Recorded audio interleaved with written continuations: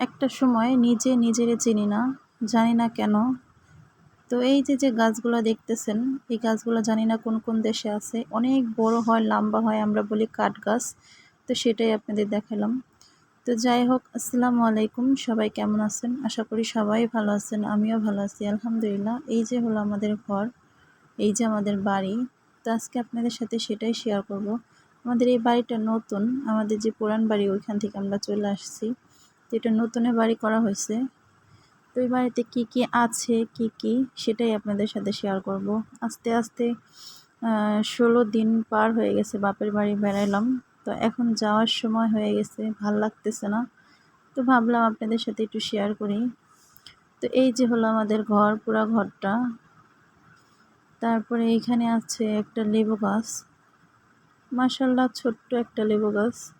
তো অনেকগুলা লেবু ধরছে মাশাআল্লাহ, সবাই দেখে মাশাআল্লাহ বলবেন, ভালোই লেবু ধরছে। তো এখানে আস্তে আস্তে আমরা অনেকগুলা গাছই লাগাইছি, এখন পর্যন্ত বড় হয় নাই। আম গাছ, লেবু গাছ, পেয়ারা গাছ, জাম গাছ, বেল গাছ, ওই যে একটা বেল গাছ। তো এটা হলো আমাদের রান্নাঘর। রান্নাঘরটা আমরা নতুনে ঘর দিছি, যে জন্যে অনেকটা মানে অসুন্দর বলতে, মানে ভিতরে আমরা রান্না করি না, বাড়িতে কেউ থাকে না, তো এই জন্য ওইখানে দেখানো হয় নাই। আর এই যে হলো আমাদের পুষ্কুনি, বাড়ির পাশে মানে অল্প একটু কাইটে পুষ্কুনি বানানো হয়েছে, আমাদের দেশে বলে মাইটেল।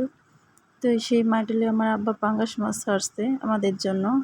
তো দেখেন মাছগুলো মাশাআল্লাহ কেমন করতেছে, সবাই দেখে মাশাআল্লাহ বলবেন। আমার আব্বা অনেক শখ করে পালে মাছগুলা। তো বাড়িতে না থাকার কারণে এরকম চারদিক জঙ্গল হয়ে গেছে, দেখবেন ভাববেন কেমন অবস্থা। আমরা তো কেউ থাকি না, আমার আব্বা বাড়িতে একা থাকে, মানে মাঝে মধ্যে লোক দিয়ে পরিষ্কার করায়, আবার যা তাই হয়ে যায়। তো এই ছিল আজকে আপনাদের সাথে, এটাই মানে ভাবলাম যে শেয়ার করি, কি করি না করি। কালকে বাড়ি চলে যাব আস্তে আস্তে, মানে অনেক দিন হয়ে গেছে, আর থাকা সম্ভব না, বাচ্চাদের স্কুল খুলে গেছে। তো এখানে আমার আব্বা একটা মাছ আনছে, হঠাৎ করে আমরা রান্না করতেছিলাম, আমার বোন আরেকজন আসছিল। তো রান্না করতে করতে এখানে দেখি আব্বা একটা মাছ আনছে 3.5 কেজিরও বেশি। ডিম দেখে আনছে মাছটা, মানে আমার মেয়েরা খুবই ডিম খাইতে চায় মাছের। তো এই মাছটা মনে করেন কাটতে আমার এতটা কষ্ট হয়েছে তা বলার মতো না, সেটাই আপনাদের সাথে শেয়ার করলাম। মাছটা কাটতে খুবই কষ্ট হয়েছে। তো যাই হোক, তাও তো কাটতেই হবে, কিছু করার নাই। কে কেটে দিবে? মা থাকলে তো মা কেটে দিত। তো মা তো আর নাই, এখন নিজেরটা নিজেই করতে হয়। নিজের রান্না বাড়া সব কিছু করার শেষে রান্না হয়ে গেছে আমাদের।